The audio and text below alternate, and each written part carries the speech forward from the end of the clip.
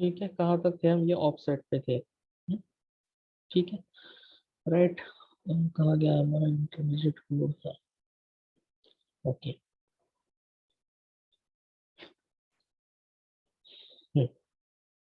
ठीक है, अब हमने क्या फाइंड आउट कर लिया कि एस हमें यहाँ पे मिलता है या फिर यहाँ पे मिलता है। हमें क्या करना पड़ेगा, एस कहीं पे भी मिले हमें, यहाँ पे मिले या यहाँ पे मिले हमें, हमने जहाँ जहाँ तक मशीन इंस्ट्रक्शन लिखा है उसके आगे हमने इसके लिए भी कुछ लिखना पड़ेगा। ठीक है, जो मैंने बताया था आपको, देखो एस कॉमा 4 है तो सिंबल टेबल में जाओ, फोर्थ लोकेशन पे जो एड्रेस है वो लिखो।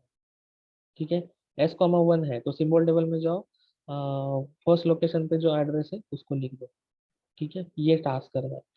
तो इसीलिए हमने अभी ये ऑफसेट के थ्रू हम एस तक पहुंच गए, तो एस भले यहाँ पे हो या फिर एस यहाँ पे हो, हम वहाँ पे रीच करेंगे। ठीक है, हम वहाँ पे पहुंच गए। तो अगर एस मिलता है तो क्या, तो ये कोड क्या कर रहा है, ये कोड क्या कर रहा है, जो पारसेंट वगैरह मैंने लास्ट टाइम भी बताया था आपको, ये क्यों होता है, क्योंकि उसमें वो टेक्स्ट फॉर्म में होता है। अभी हमें उसको नंबर फॉर्म में कन्वर्ट करके देना पड़ेगा मशीन कोड में। टेक्स्ट फॉर्म में दिया तो मशीन कोड से बाइनरी फॉर्म नहीं हो सकता है। ठीक है, तो उसको नंबर फॉर्म में ही देना पड़ेगा। तो देखो यहाँ पे एस डॉट सबस्ट्रिंग के थ्रू 10 प्लस ऑफसेट जो है, और एस डॉट लेंथ -1। तो इसके थ्रू क्या आ रहा है कि इसके थ्रू आपको जो एस, जो मतलब ये जो एस जहाँ पे प्रेजेंट था उसके आगे जो नंबर है, ठीक है, मतलब 10 प्लस ऑफसेट। ठीक है, 10 प्लस ऑफसेट। ठीक है, तो 10 प्लस ऑफसेट क्या है कि 10 + 3 13, तो ये इस नंबर तक आप पहुंच जाओगे। इस नंबर तक पहुंचने के लिए आपने क्या किया, यहाँ पे आपने 10 प्लस ऑफसेट किया है। ठीक है, राइट। और उसका लेंथ एस डॉट लेंथ। ठीक है, तो एस डॉट लेंथ में आपको वो सिंबल टेबल में मिल जाएगा उसका जो भी ये है, कहाँ की है आपके सिंबल टेबल का भी है ये। हाँ, ये चाहिए था आपको। ठीक है,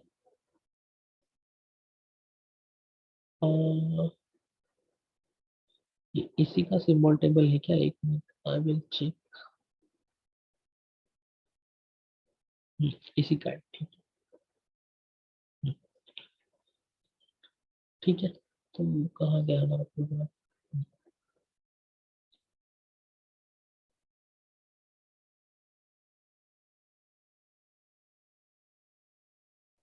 ओके, हाँ, तो ये इसमें वो सिंबल टेबल का एड्रेस उसमें एक्सटेंड कर देगा ये लाइन। ठीक है, जो एक बार आपको मशीन कोड भी दिखाता हूँ, पास टू कहाँ पे है, where is that pass two. ये तो हमने एम्प्टी कर दिया ना। ठीक है, इसमें मैंने सेव करके रखा है एक्चुअल पास टू। ठीक है, ये वाला चीज, ये चाहिए आपको। ठीक है, राइट। इसीलिए आप ये चीज कर, यहाँ तक तो आपने कर दिया ना। आई एस के आगे का नंबर हमने सेव यहाँ पे डाला था। ठीक है, उसके बाद हमने बीच में वो जो 1 है, ठीक है, उसको फाइंड आउट किया था। फिर वहां पे हमने जहाँ पे 1 है वहां पे 1 आया था। ठीक है, ओके, कहाँ पे गए। ठीक है, ये एसओपी छोड़ दो, ये एज इट इज यहाँ पे आपको आउटपुट में कुछ चीजें चाहिए होती है तो यहाँ पे वो प्रिंट करता है।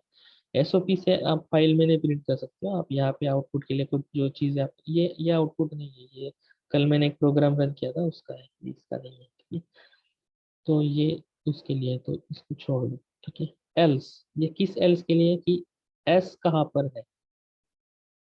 ठीक है, इस ये जो इफ हमने चेक किया था, अगर एस है तो, ठीक है, राइट, अगर एस नहीं है तो वो एल होगा। ठीक है, वो अगर एस नहीं है तो वो एल होगा। ठीक है, तो एल के लिए जो लिटरल एड्रेस, तो लिटरल टेबल में हमें जाना पड़ेगा। ठीक है, लिटरल एड्रेस जो वेरिएबल है उसमें हमने लिटरल टेबल के कंटेंट स्टोर किए हैं। ठीक है, तो लिटरल टेबल कहाँ गया आपका, ये। ठीक है, ये लिटरल टेबल में जाएगा और उसका एड्रेस वो प्रिंट करेगा। ठीक है, ओके। हम्म, अभी देखो कि ये डीएल भी आ सकता है ना भाई, डीएल। ये एल सी सबस्ट्रिंग 1 to 6 में जब हमने ऊपर चेक किए थे कुछ चीजें, तो 1 to 6 में IS अगर है, IS से अगर आपका इंस्ट्रक्शन स्टार्ट हो रहा है, तब ये सारी चीजें थी, देखो यहाँ से यहाँ तक ये सारी चीजें, अगर IS से स्टार्ट होता है इंस्ट्रक्शन तो ठीक है। अगर वो इंस्ट्रक्शन, इंटरमीडिएट कोड पे जाते फिर से, वो इंस्ट्रक्शन अगर DL से स्टार्ट होता है, ठीक है, ये IS से स्टार्ट हो सकता है, AD से स्टार्ट होता है तो हमने शुरू में देखा उसको, ठीक है। IS से स्टार्ट होता है तो क्या, ये हमने अभी देखा, ठीक है। उसके बाद वो DL से स्टार्ट होता है तो क्या, वो भी देखना पड़ेगा, ठीक है। तो DL से अगर ये स्टार्ट होता है तो ये यहाँ से उसका कोड स्टार्ट होता है कि DL कॉमा अगर 01 है तो क्या करना है, ठीक है, राइट। अगर यहाँ पे DL कॉमा 01 है तो क्या करना है, और 01 नहीं है तो क्या करना है, ठीक है। तो यहाँ पे उस तरीके से यहाँ पे ये चीजें दी गई, ठीक है। कहाँ गया आपका intermediate code,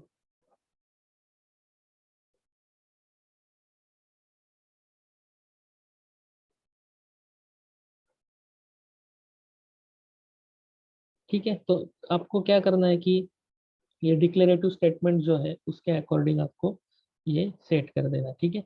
so this is not that much important. यहाँ पे उसके बाद में एंडिंग स्टेटमेंट्स आते हैं, तो F1 राइट में आपको अगर DL 01 है तो आपको वापस 00 ये चीजें ऐड करनी होती है, ठीक है। सो कहाँ गया हमारा पास, ठीक है, ओके। तो यहाँ पे आप देख सकते हो कि DL जहाँ पे है वहाँ पे आपको ये चीजें देखने को मिलेगी, ठीक है। और ये एंड में देखिए कि ये 5-1 क्या है, ये एंड में 5-1 इसलिए है कि कहाँ गया आपका इंटरमीडिएट कोड,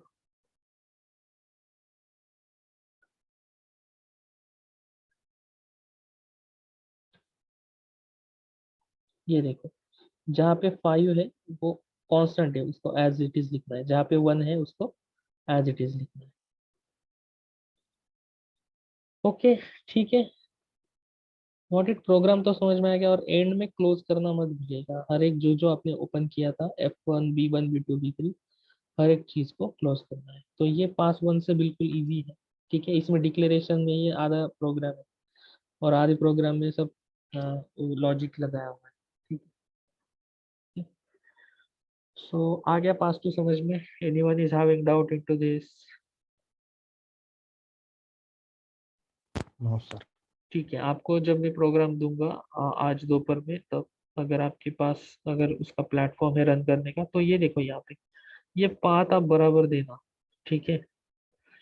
ये पाथ आप आपकी जो फाइल्स जो मैं उसके साथ आपको दूंगा प्रोग्राम के साथ, उसका पाथ वो जहाँ पर प्रेजेंट है उसका पाथ प्रॉपरली देना, नहीं तो वो इनपुट ही नहीं लेगा तो प्रोग्राम में एरर आएगा, उसको मिलेगा ही नहीं डेटा, ठीक है, right. So this is the implementation of pass two of two pass assembler of sudo for sudo machine in जावा।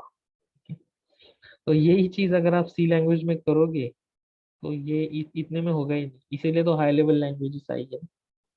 और इतनी इजीली आपको समझेगा भी नहीं क्योंकि उसमें बहुत सारे एरेज एरेज आपको लगेंगे, ठीक है। तो इसमें बहुत इजी हो जाती है चीजें, राइट, समझने में भी इजी होता है।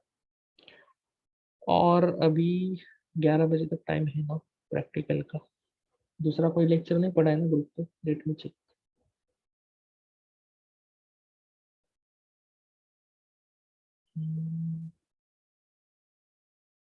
ठीक है, दूसरा किसी का लेक्चर नहीं आया है तो अभी हम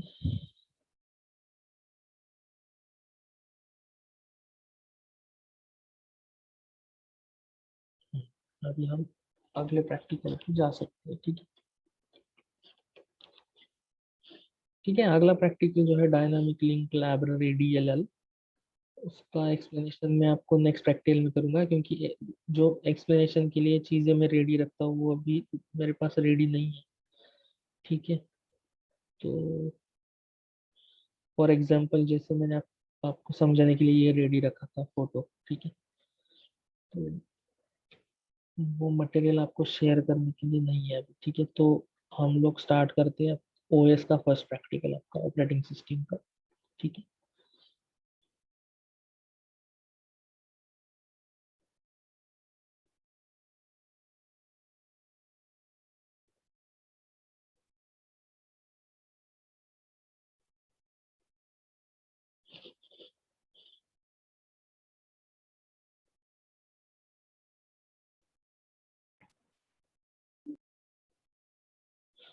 मुझे एक बात बताओ आप, आपके वो कंसेप्ट क्लियर है ना सब? बस टाइम क्या होता है, अराइवल टाइम क्या होता है प्रोसेस का, उसके बाद क्या होता है ये, हाँ completion time, turn around time, ये सब टाइम्स पता है ना आपको इसका मीनिंग? सर मतलब अभी तो नहीं पता, पढ़ना पड़ेगा सर। आपके लेक्चर्स हुए ना ये, इसके ऑपरेटिंग सिस्टम के, तो आपने अटेंड नहीं किए क्या? लेक्चर हुए सर, पहले ही शुरू मतलब शुरुआत के 2-3 यूनिट पढ़ा है। अच्छा, तो वो इम्पोर्टेंट है, वो नहीं आता तो आपको प्रैक्टिकल नहीं समझ में आएगा, तो सबका यही प्रॉब्लम है क्या हाँ सर। आपको? यस अच्छा, आपको सर। बताने की जरूरत है क्या वो बस टाइम क्या होता है, अराइवल टाइम क्या होता है? सर सब सब कुछ इनिशियल स्टेज से ही हमको सीखना पड़ेगा। हाँ सर। ठीक है, वो चार सर पांच ही मतलब टाइम है, हम हमारे प्रैक्टिकल के लिए सर, वही रिक्वायरमेंट है, तो वो बता दूंगा मैं आपको। ठीक है, अभी बता आप दूंगा। बता देना सर मत। हाँ हाँ ठीक हाँ, है। अभी बता दो, वेट।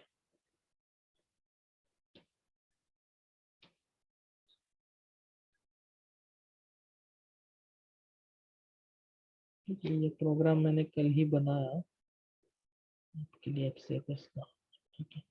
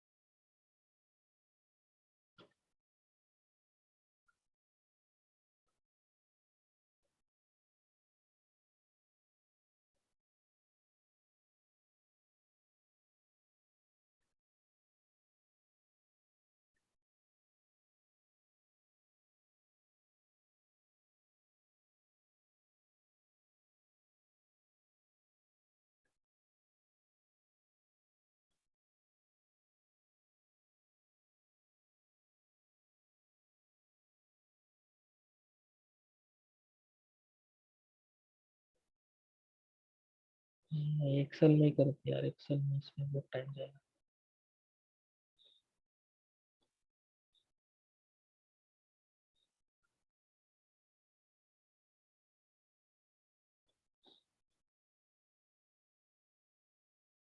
अरे मैंने आपको वो रन करके नहीं दिखाया ना। अरे एक मिनट में भूल गया, सॉरी। कहाँ पे गया वो प्रोग्राम? मास्टू, ये रन करना ठीक है हमारा। ये देखो ये वाला फाइल है यहाँ पे, पास टू, यहाँ पे देखो S P O S practicals program pass two, यहाँ पे देखो ये पास टू 0 KB। ठीक है, ये वाला फाइल मैं ओपन करता हूँ तो एम्प्टी है ना, right? Is yes sir. Empty.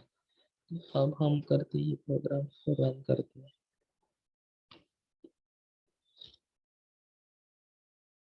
ठीक है, अभी देखो यहाँ पे कहाँ, देखो 1 KB आ गया यहाँ पे। इसको फिर से ओपन करते यस हैं, सर। ये आपका output. Okay, now we will move to the excel file. In that we will learn about FCFS. First we will see about the different times.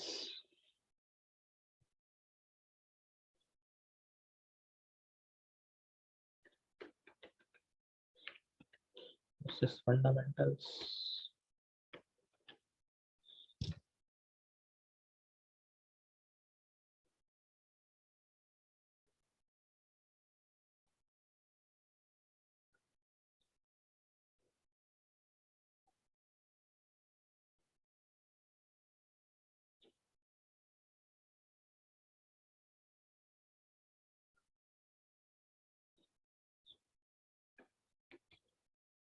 देखो डिफरेंट डिफरेंट प्रोसेसेस हो सकते हैं system में, हम लोग उसको P1 P2 P3 P4 ऐसे समझ सकते हैं। ठीक है, अब इसका टाइम क्या होता है, दैट इज अराइवल टाइम। ठीक है, राइट, तो अराइवल टाइम क्या होता है कि सिस्टम में सीपीयू में ये सारी प्रोसेसेस कहाँ पे होती है initially, they are in the RAM. Okay, और सीपीयू में वो कब आती है, जब उसको टाइम मिलता है, जब उसको एंट्री मिलती है उसमें, ठीक है। तो अराइवल टाइम वो सीपीयू में कब अराइव हुई है, ठीक है। अब सीपीयू में वो रेडी क्यू में सबसे पहले जाती है प्रोसेस, इसमें रेडी क्यू में, ठीक है। सो suppose this is called as ready queue।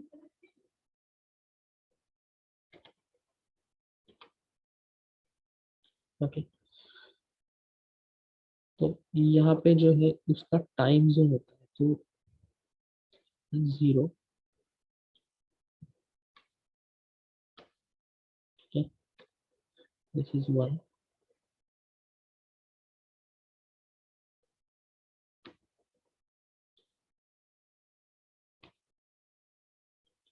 This is 2, this is 3, this is 4, ठीक है।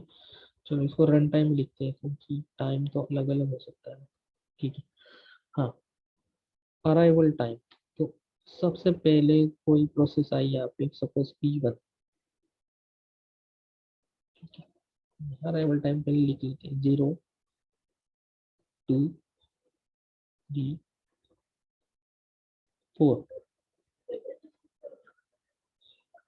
ఇక్కడ ఫుడ్ ఇచ్చారు స్టాఫ్ రూమ్ में 4। ओके, सो P1 कहाँ कहाँ पे आ रही है, 0, मतलब स्टार्ट में ही P1 आ रही है, सबसे पहला लोकेशन होता है 0, ठीक है। ये जो पार्ट है ये होता है 0 लोकेशन, ठीक है। तो ये P1 उस पे आ गई, मतलब क्या कि ये 0 P1 का क्या है, arrival time. P1 ready queue में कब अराइव हुई, कब वहां पे एंट्री किया P1 ने, वो टाइम, ठीक है। अब ये जो है टाइम 1, ये ब्लैंक जाएगा, दिस विल बी ब्लैंक, क्योंकि 1 पे कोई प्रोसेस ही नहीं आ रही है, ठीक है, तो ये ब्लैंक रहेगा, ठीक है। 2 पे आ रही है आपकी P2, ठीक है। P3 आ रही है 3 पे, और P4 आ रही है 4 पे। अब मैंने आपको प्रैक्टिकली बताया, rather than going to the those difficult definitions, definition आप अपने आप से बना सकते हैं अगर प्रैक्टिकली समझ में आया, राइट। तो अभी आ गया समझ में आपको अराइवल टाइम क्या है। Yes sir.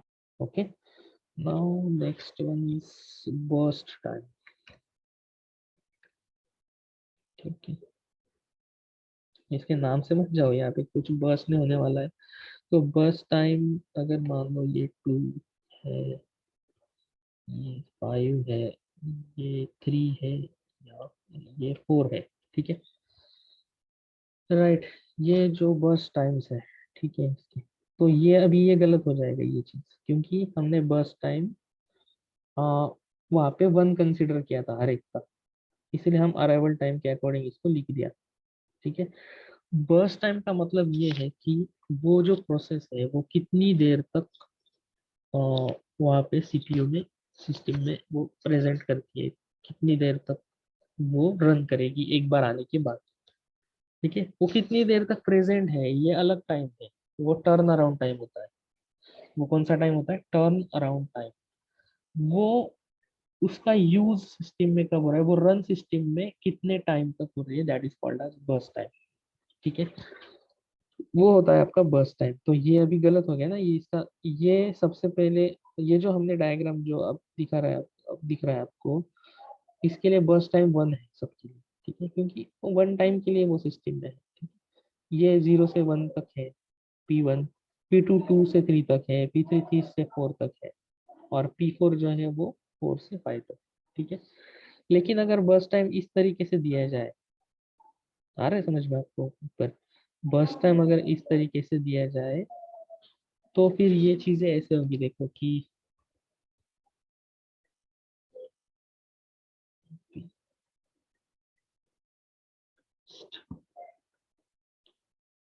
ठीक है, 0 पे आ गई आपकी P1,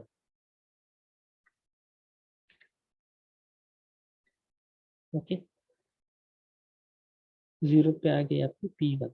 उसका बर्स्ट टाइम क्या है भाई P1 का, बताओ कोई जरा, मुझे ये भी 2। पता नहीं है। हाँ 2, P1 का टाइम है 2, तो P1 रुकेगी टाइम 2 तक,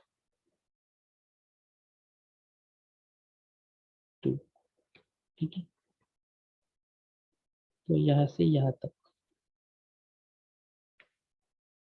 ठीक है। अब यहाँ पे मैंने 2 लिखा है, यहाँ पे P1 नहीं आएगा, P1 का ये टाइम है एंड का, ये 2 यहाँ पे इस ब्लॉक में एक्सेल की वजह से आ रहा है। एक्चुअली ये इस लाइन पे लिखा जाता है 2, इस लाइन पे लिखा जाता है 1। Got it, got the things, right. Yes sir. हाँ तो 2 टाइम है तो P1 इसमें नहीं आएगा, वो 3 हो जाएगा फिर उसका टाइम, 0 से 1, 1 से 2, ये 2 टाइम है उसका। तो P1 यहाँ तक चलेगा क्योंकि उसका बर्स्ट टाइम था 2, ठीक है। अब यहाँ पे और एक चीज होती है वेटिंग टाइम, ये साथ साथ में आपको बता देता हूँ वेटिंग टाइम, ठीक है।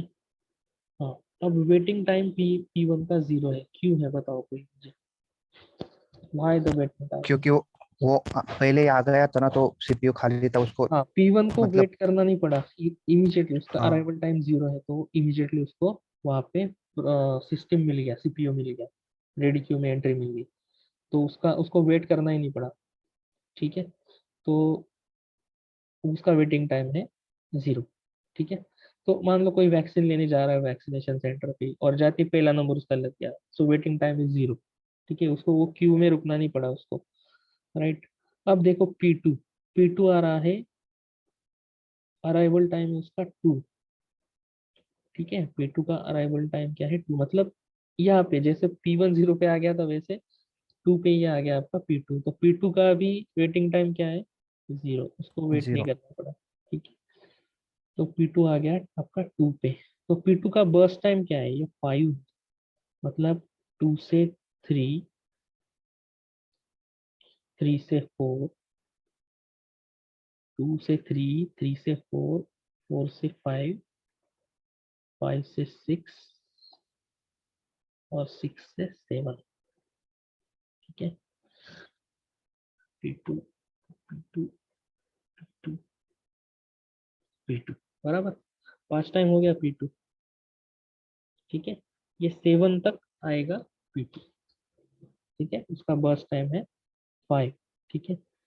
अभी देखो यहाँ पे एक ट्रेजेडी हो गई है कि P3 का अराइवल टाइम क्या है 3 है, मतलब ये P2 जब रन हो रहा था, यहाँ पे P2 जब रन हो रहा था तब यहाँ पे आ गई है आपकी प्रोसेस P3 अराइव हो गई है, ठीक है। P3 प्रोसेस यहाँ पे अराइव हुई है, लेकिन जबकि P2 का यहाँ पे ये चल रहा है, उसका एग्जीक्यूशन चल रहा है, इसीलिए P3 को वेट करना पड़ा।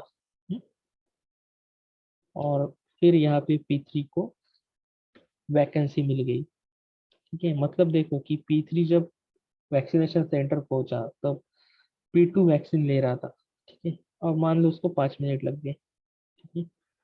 और फिर वो यहाँ पे उसको मिल गई जगह P3, और उसका बर्स्ट टाइम क्या है, कितनी देर तक उसको रुकना है, 3 मिनट तक, P3, P3, 3। P3, ठीक है। सो 7 to 8, 8 to 9, ठीक है।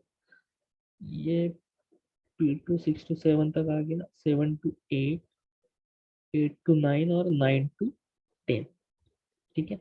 ये 3 टाइम तक P3 यहाँ पे चला, ठीक है। अब कोई मुझे P3 का वेटिंग टाइम बताओ। 4।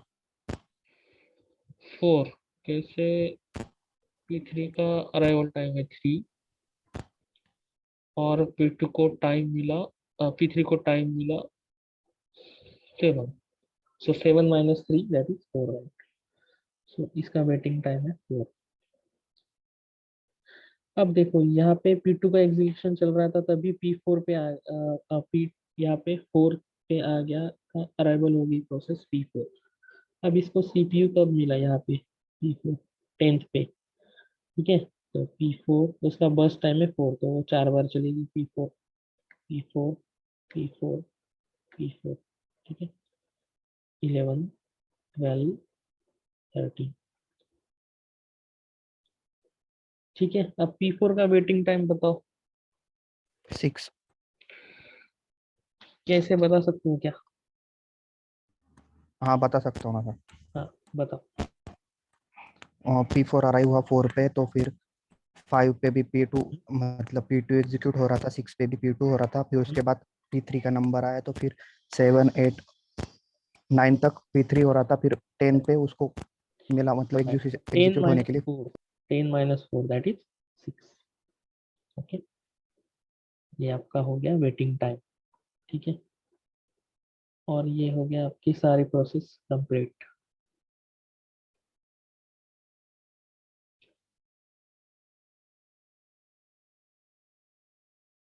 ठीक है, ये हो गया आपका वेटिंग टाइम। अब कंप्लीशन टाइम क्या है कि जिस टाइम पे उस प्रोसेस ने कंप्लीट किया वो होता है कंप्लीशन टाइम। ठीक है, तो बताओ मुझे कंप्लीशन टाइम P1 का। 2। करेक्ट, P1 का कंप्लीशन टाइम है 2। ठीक है, यहाँ पे देखो ये 2 यहाँ पे P2 के ऊपर है, लेकिन वो इस लाइन पे है, ये एक्सेल की वजह से सेल में लिखना पड़ रहा है, वो एक्चुअली उस लाइन पे है। Yes sir. ठीक है, तो वो 2 है। ठीक है, कंप्लीशन टाइम P2 का क्या है कंप्लीशन टाइम?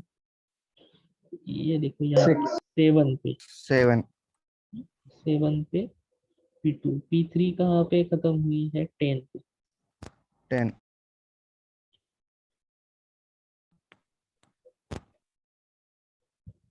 ठीक है, और P4 13 पे। 14।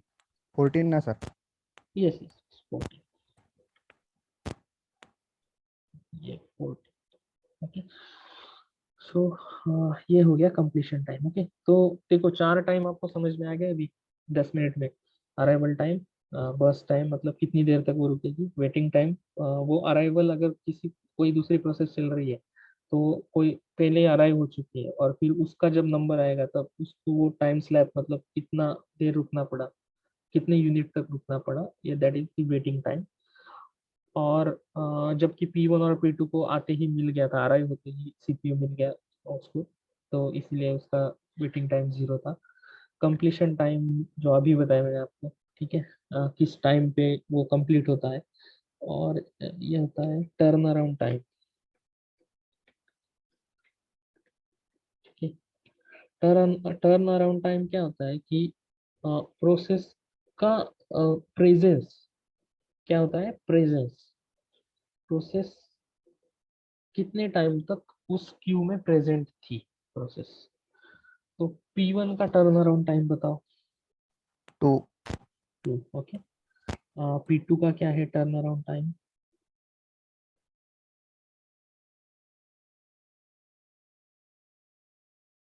5। Yes correct, 5 5। सर। यस, सबको समझ में आया ना? एक स्टूडेंट ने आंसर दिया, बाकी लोग रिस्पॉन्ड करो, आ रहा है ना समझ में ये 5 क्यों आया? आ रहा है सर। ठीक है, इसका बताओ P3 का। 7। 7। P4 का क्या है? 10। 10। ठीक है, अभी आपको इसमें देखना पड़ा ना टर्न अराउंड टाइम, ये इसमें, राइट?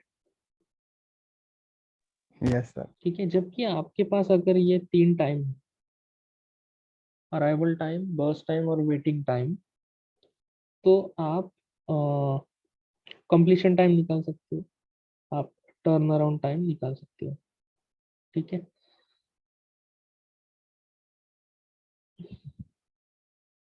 देखो यहाँ पे टर्न अराउंड टाइम क्या होता है कि completion time minus arrival time, right ना? कि यस प्रोसेस, सर। हाँ उसका प्रेजेंस कब रहेगा? जब वो अराइवल हुआ है और उसका कंप्लीशन।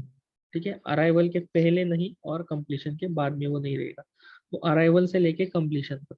तब आप कंप्लीशन टाइम से अगर अराइवल टाइम माइनस करते हो तब उसको मिलता है टर्न अराउंड टाइम। तो देखो 2 - 0 that is 2, 7 - 2 that is 5, 10 - 3 that is 7, और 14 - 4 दैट इज 10।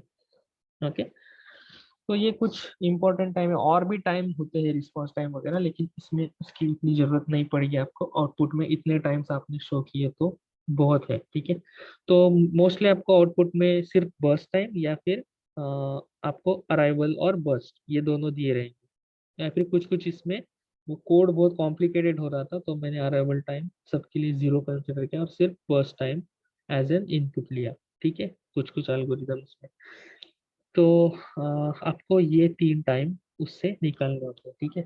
तो ये जो सिर्फ बर्स्ट टाइम है उससे ये नहीं आपको डायरेक्टली मिलता है फॉर्मूला से, आपको एक तो भी इसमें से निकालना पड़ेगा, और जो मैक्सिमम निकाला जाता है वो वेटिंग टाइम है, ठीक है।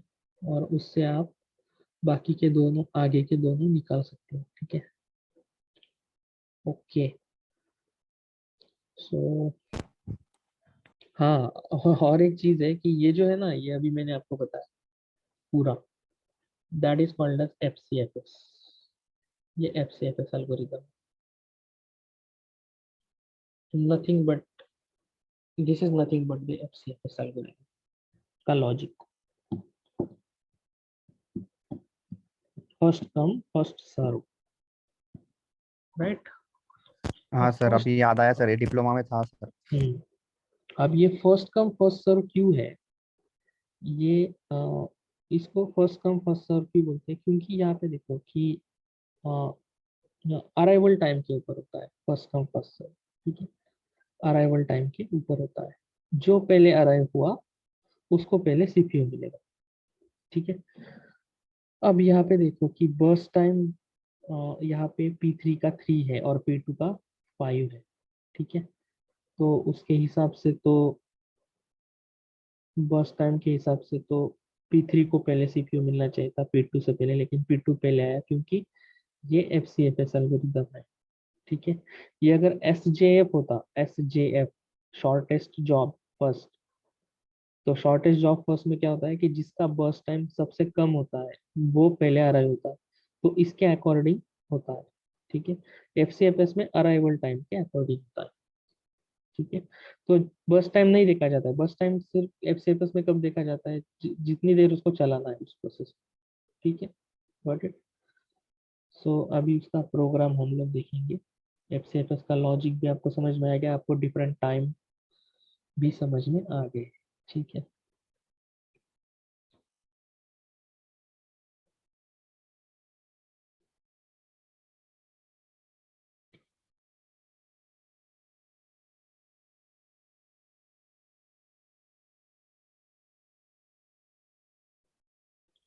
ठीक है, तो बिल्कुल सिंपल है, देखो यहाँ पे इंट जो आई जे टेम्प जो हमें वेरिएबल्स लगेंगे, फिर बस टाइम लगेगा, ठीक है। ये turn around time, waiting time, arrival time, completion time, ठीक है। और प्रोसेस के लिए हमने ये एक्स्ट्रा एरे यहाँ पे लिया है, ठीक है। तो ये इनपुट्स हमने जो जो लगेंगे प्रोग्राम में वो लिया है। Average weight time, average turn around time निकालने के लिए ये वेरिएबल्स लिए हैं, और हर एक जो टाइम लिया है जिसमें हमने एरे दिया है, ठीक है, ये ऐसे वाला स्ट्रक्चर, ठीक है, रेक्टेंगुलर ब्रैकेट्स वाला, ठीक है, वो हमने जहाँ जहाँ दिया है,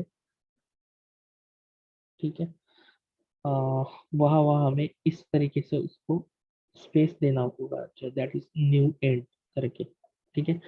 तो ये एरे हमने लिया है बर्स्ट टाइम, उसको भी हमने न्यू इंट दिया।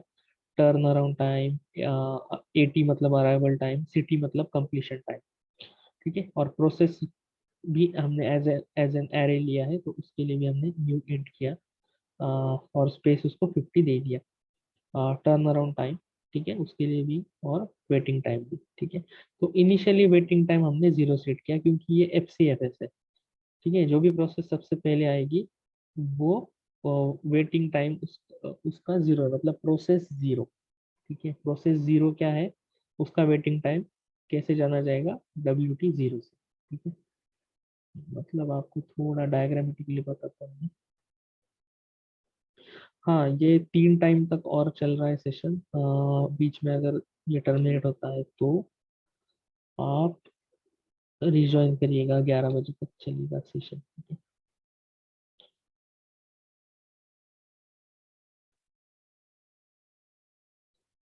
देखो यहाँ पे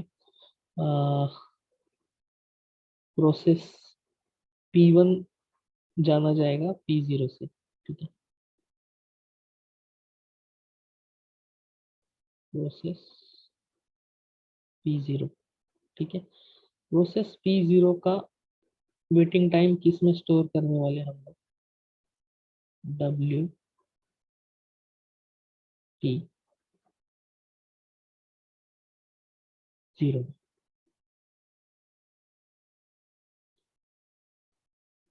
WT0 में, ठीक है। और प्रोसेस का ही अराइवल टाइम किस में होगा, AT0 में,